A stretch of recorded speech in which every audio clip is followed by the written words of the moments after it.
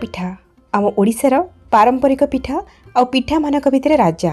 एमती तो आम ओडिया घर मानक बहुत प्रकार पोड़पिठा बन था और सब पोड़पिठार टेस्ट टिके ना टिके भिन्न। आज आम बनइबा एकदम कौलिया कौलिया जालीदार आंब पोड़पिठा। ये आंब पोड़पिठा ऊपर देखा जी सुंदर दिशुची खाइबाकू सेतिकी स्वादिष्ट लगे। आ पोड़पिठा भितर कलर और टेक्सचर देखूँ केते परफेक्ट पिठा बनी। जदि आपण मैंने आगुरी केबे भी आंब पोड़पिठा बनी ना ताले गोटे थर बन खाई देखूँ आपण मानक निश्चय पसंद आसो। वीडियो को संपूर्ण देखूँ। वीडियो भल लगे लाइक करेंगे, शेयर करेंगे, चैनल नुआ थे सब्सक्राइब करने, फेसबुक पेज देखुले फॉलो तो निश्चय करेंगे। नमस्कार, लता ओडिया किचन रे आपण समस्त को अनेक अनेक स्वागत। स्वादिष्ट आंब पोड़पिठा बनवाई प्रथम आम चाउल और बिरी को बतुरे नवा।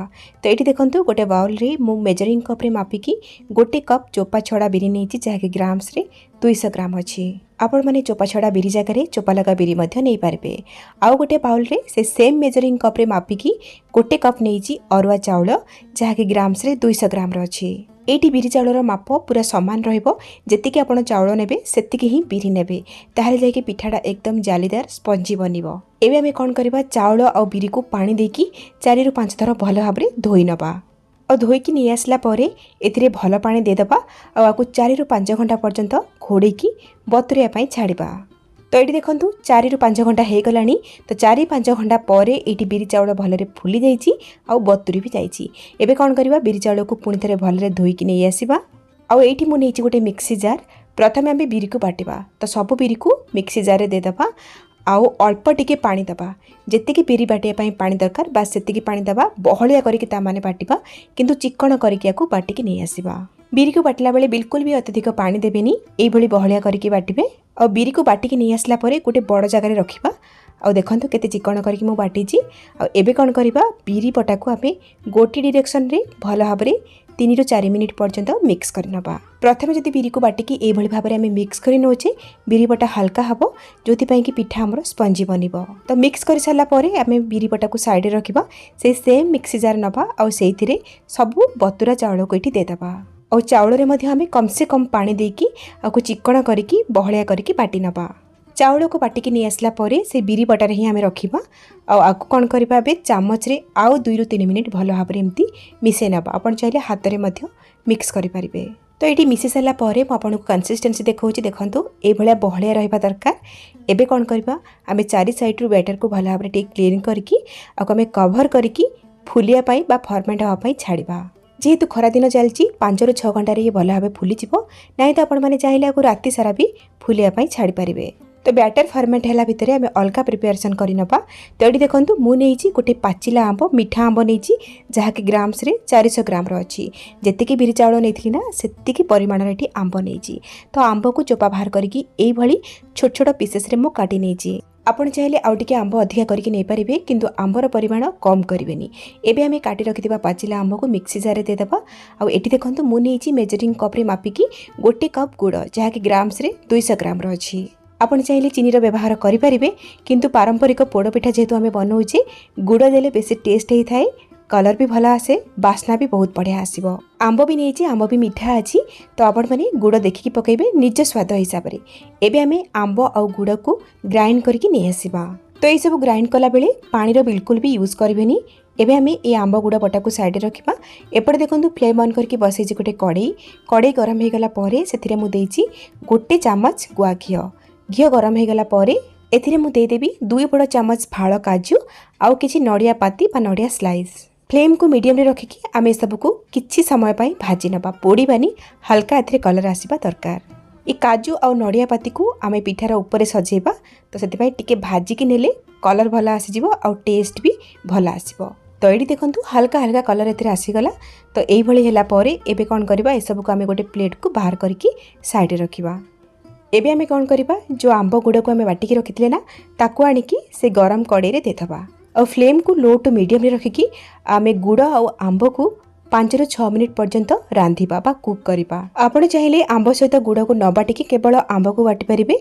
आउ एई स्टेज रे आपण गुड़ को टिके गुंड करके एठी पकई पारिबे। एई भली भाबरे आमे जदि 5 ରୁ 6 मिनिट आंब और गुड़ को कुक करि नबा गुड़ तो मेल्ट हेजिबो। ता छडा आंबरे बढ़िया टेस्ट आसीबो और आंबरे बढ़िया कलर भी आसीबो।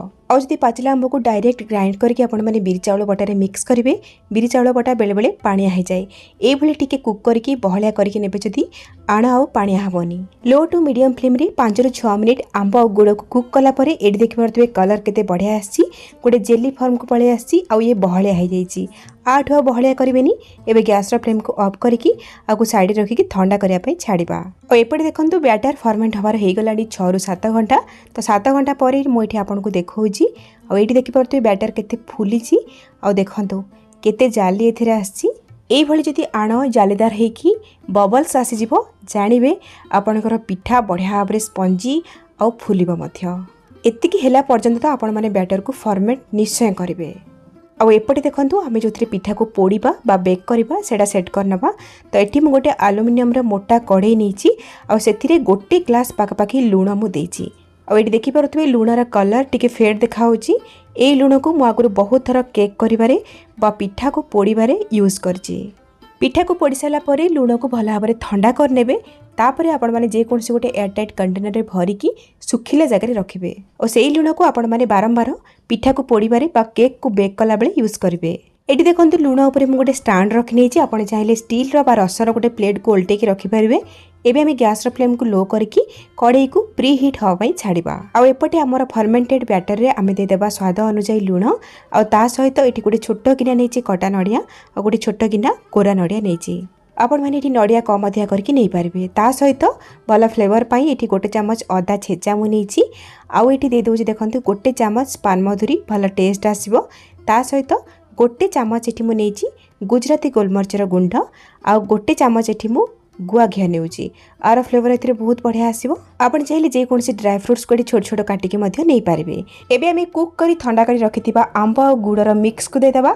ता सहित भल बास्ना पई किछि छोट छोट करी काटी रखिथिबा तेजपत्र भी दे देबा। एबे आमे सब जिंस को भल भाबरे मिसै नबा। आ देखंतु मिसेबा मात्रे केते सुंदर कलर आसी जाउची।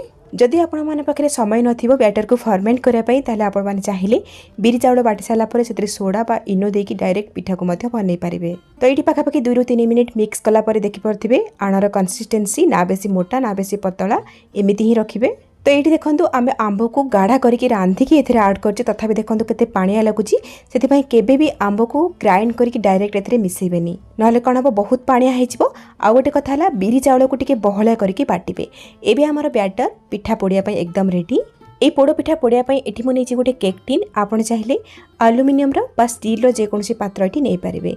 तो एबे मु घियो ए टिन रे चारियाडे लगै नउची और पिठा पात्र रे न लागिकी भल भाव में छाड़ी आसे एठी मु व्यवहार करछि बटर पेपर। आपण चाहिले कदली पत्र बा खली पत्र व्यवहार करि परिबे।